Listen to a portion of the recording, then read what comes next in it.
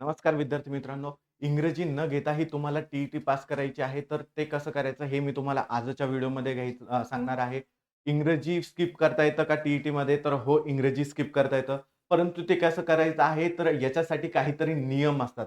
आता सर्वात पहिले आपण जाणून घेऊया, की नियमावली काय सांगते. जर तुम्हाला टी-ई-टीमध्ये हिंदी विषय घ्यायचा असेल आणि इंग्रजी विषय स्किप करायचा असेल, त्या ठिकाणी 2 अटी असतात. पहिली अट म्हणजे जर तुम्ही परीक्षेचं माध्यम जे आहे मराठी निवडलं, परीक्षेचं माध्यम मराठी निवडलेलं असेल, तर तुमची प्रथम भाषा मराठी ही कंपल्सरी असेल. त्याचप्रमाणे द्वितीय भाषा ही तुमची इंग्रजी कंपल्सरी असेल. म्हणजे या ठिकाणी तुम्हाला हिंदी हा विषय घेता येत नाही. परंतु हिंदी विषय मी केव्हा घेऊ शकतो? ज्यावेळेस मी परीक्षेचं माध्यम हिंदी निवडेल, त्यावेळेस माझी प्रथम भाषा ही ऑटोमॅटिकली हिंदी निवडल्या जाते आणि माझी द्वितीय भाषा ही मी मराठी घेऊ शकतो. जर मी परीक्षेचं माध्यम हिंदी निवडलेलं आहे, तर माझा पेपर हिंदीमध्ये येईल का?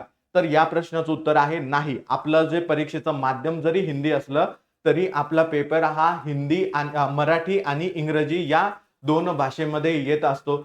आता मला एक सांगा, तुम्हाला माहीत नसेल, की परीक्षेला फॉर्म भरताना आपल्याला कशाप्रकारे माध्यम वगैरे निवडायचं आहे, तर त्याचंही मी तुम्हाला शॉर्टमध्ये एक डेमो देऊन देतो. ज्या ठिकाणी तुम्हाला परीक्षेमध्ये फॉर्म भरताना परीक्षेसंदर्भातील जेव्हा माहिती भरायची असते, त्यावेळेस तिथे परीक्षेचं माध्यम सिलेक्ट करावं लागतं. आता जेव्हा तुम्ही हे माध्यम हिंदी निवडाल, तेव्हा तुमची जी प्रथम भाषा आहे, भाषा 1 या ठिकाणी ऑटोमॅटिकली हिंदी येत असते आणि भाषा 2 ला तुम्हाला पर्याय भेटतो. इंग्रजी, मराठी किंवा इतर कोणत्याही भाषेपैकी एक भाषा निवडायचा. त्या ठिकाणी तुम्ही भाषा 2 मध्ये मराठी निवडून हिंदी आणि मराठी या 2 भाषांचा कॉम्बिनेशन बनवू शकतात आणि इंग्रजीला स्किप करू शकतात. अशा प्रकारे तुम्हाला परीक्षेला इंग्रजी स्किप करून मराठी आणि हिंदीचं कॉम्बिनेशन निवडता येईल. आता हे कॉम्बिनेशन तर निवडलं, परंतु याचा फायदा काय आहे? तर याचे प्रमुख 3 फायदे असतात. सगळ्यात पहिला फायदा म्हणजे हिंदी विषय समजायला सोपा असतो. येस, तुलना केली आपण हिंदीची आणि इंग्रजीची, तर इंग्रजीपेक्षा हिंदी हा आपल्याला समजायला सोपा असतो. त्यामुळे आपण जे आहे हिंदी जो विषय आहे निवडायला पाहिजे. त्या व्यतिरिक्त दुसरा फायदा म्हणजे व्याकरणाचे साम्य. येस, अगदी बरोबर आहे. हिंदी आणि मराठीचं जे व्याकरण आहे हे काफी बहुत हद तक एक दूसरे से जुड़ा हुआ है.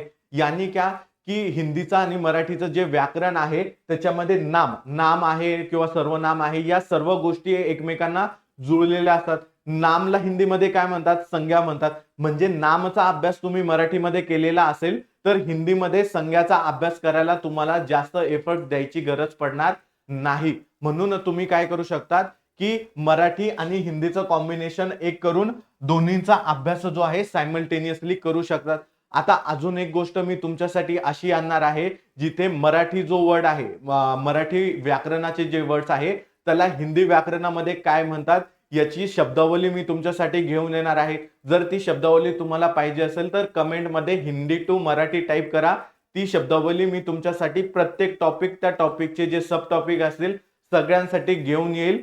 जर तुम्ही कमेंट बॉक्समध्ये हिंदी टू मराठी टाइप करून मला पाठवलं तर. चला, तिसरी महत्त्वाची गोष्ट म्हणजे पॅसेज. पॅसेज म्हणजे काय? जो हिंदीचा पॅसेज येतो तो आपल्याला समजायला सोपा असतो. 4 मार्काचा हा पॅसेज येतो आणि हे 4 मार्क आपले कुठे जाणार नाही जर आपण पहिली लँग्वेज जी आहे हिंदी निवडली असेल तर. त्यामुळे हिंदी लँग्वेज निवडायचा आपल्याला फार प्रकारे फायदा होत असतो. म्हणून टी-ई-टीला हिंदी लँग्वेज तुम्ही निवडली पाहिजे असं माझं वैयक्तिक मत असणार आहे.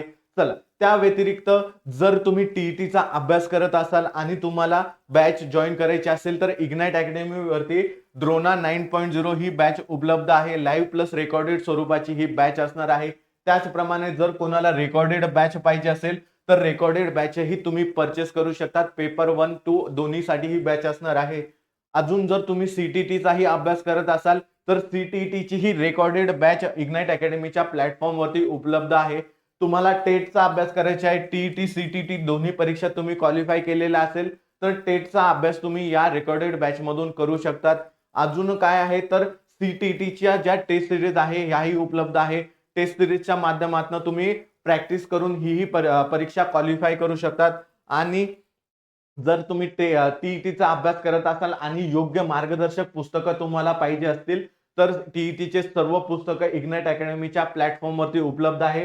जिथे पेपर 1, पेपर 2 साठी बुक्स आहे. त्याचप्रमाणे सक्सेस मास्टर उपलब्ध आहे, ज्याच्यामध्ये PYQ असतात आणि बालमानसशास्त्र व अध्यापनशास्त्राचं सेपरेट बुक आहे, ज्याच्यामधनं तुम्ही अभ्यास करू शकतात. चालेल. आजच्या व्हिडिओमध्ये एवढंच. मिळूया आता नंतरच्या व्हिडिओमध्ये नवीन एखादा टॉपिक घेऊन. तोपर्यंत चॅनलवरती नवीन असाल तर इग्नाइट अकॅडमीच्या चॅनलला सबस्क्राईब करून ठेवा आणि नवनवीन अपडेटसाठी बेल आयकॉन प्रेस करायला विसरू नका. चालेल. धन्यवाद.